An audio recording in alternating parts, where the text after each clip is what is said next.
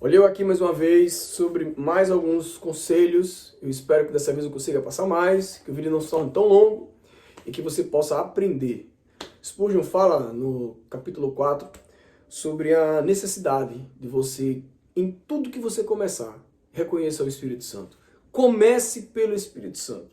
Ele fala justamente de que, apesar de qualquer qualidade que você tenha, qualquer qualidade que seja sua, seja algo que você já tem um dom natural, cantar, pregar, capacidade de lidar com pessoas, capacidade de tocar bem algum instrumento, comece com o Espírito Santo. A obra do Senhor não é feita de homens talentosos, é feita de homens e mulheres que têm intimidade com Deus. Pedro, a Bíblia fala que ele era indouto, ainda assim temos cartas de Pedro, temos a liderança de Pedro, pessoas que foram tocadas através da vida do apóstolo Pedro e pessoas que escreveram evangelhos justamente baseando-se na vida desses apóstolos, na vida de Cristo também, mas na vida desses apóstolos. Então, comece tudo para o Espírito Santo. Tome cuidado com a rotina. Sabe, a rotina costuma fazer com que você negligencie coisas importantes. Quando Jesus chegou, ele quebrou muitos protocolos. Alguns fariseus e alguns até discípulos de João Batista, eles estavam acostumados a jejuarem, que não é um errado. Contudo, com Jesus presente, ele é indagado e pergunta por que os seus discípulos não jejuam. Ele disse, não tem necessidade. Nós estamos em tempo de festa. Então, Jesus quebrou alguns protocolos e às vezes é necessário essa quebra de rotina na nossa vida e só a presença de Deus vai fazer isso conosco. Quando Jesus está na casa de Marta e Maria, uma está lavando os pratos, a outra está aos pés dele. A que está lavando os pratos está desesperada, porque ela se sente injustiçada. Ela diz, mestre, manda ela vir aqui me ajudar. Jesus disse, de forma alguma. Querida, eu cheguei, a rotina acabou. Sabe, o protocolo acabou, mudou-se. Então, não faça da sua rotina na igreja, do seu hábito de ir para a igreja uma rotina, sabe? E às vezes até um pouco secular, até um pouco saindo daquilo que seria algo agradável a Deus. Então, no capítulo 4, Charles ele dá essa recomendação para a gente. Comece tudo com o Espírito Santo. Independente da sua experiência, expertise, comece tudo com o Espírito Santo.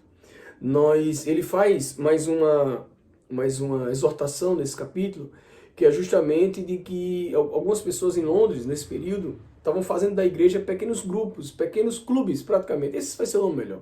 Clubes. Sabe? E infelizmente parece que o meio evangélico ele se subdivide em alguns grupos, né? Uma denominação A, denominação B, denominação C. E é surreal como algumas denominações são as denominações que vão salvar você. Porque se não for dessa denominação, você não tem como ser salvo. Se não for daquela, você não está vendo a verdade. Então, irmãos, eu entendo que o evangelho ele é simples e tão simples que às vezes o homem não quer aceitar que é simples, ele precisa complicar.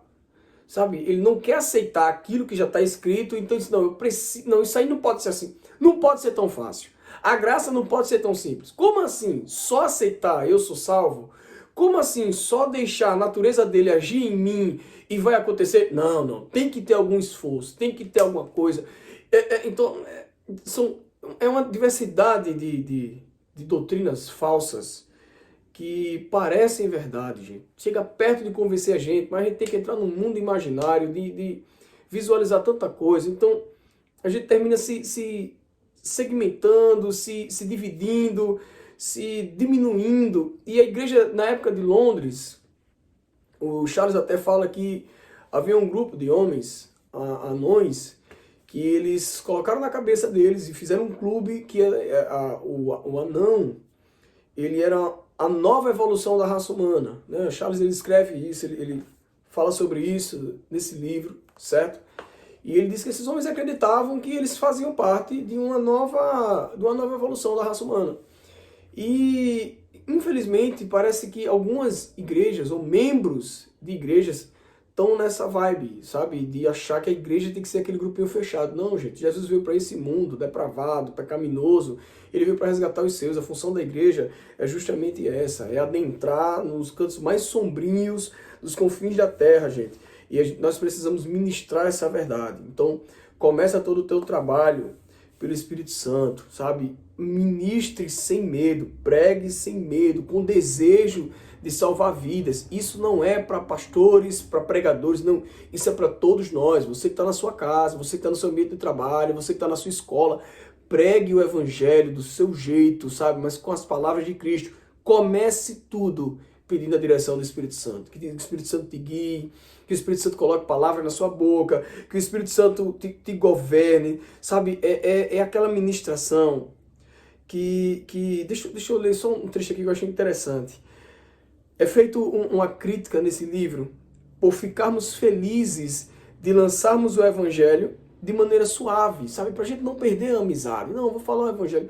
O evangelho, gente, ele é justamente para salvar. E às vezes para salvar, o médico te coloca numa mesa e tem que te abrir. Sabe? Para te salvar, o médico às vezes precisa, para salvar uma mulher numa gestação, tem que sair pela cesárea. Então ele tem que abrir a barriga dela, tirar a criança. Então, muitas das vezes, para que haja cura, é necessário dor, sim. E o Senhor levantou a mim e a você como médicos sobre essa palavra, sabe? Sobre esse evangelho.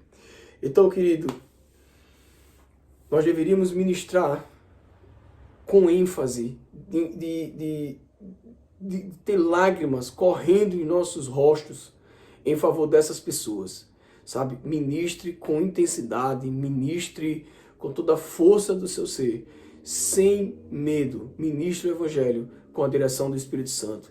Faça as suas devoções na igreja, os seus talentos, louvor, gesto, cuidado com crianças. Sempre coloque o Espírito Santo. Não permita que a sua rotina o faça pensar que vai ser sempre a mesma coisa, porque não vai. Deus te abençoe, que você possa estar sendo imensamente abençoado por esses conselhos. Esse é o meu desejo, em nome de Jesus.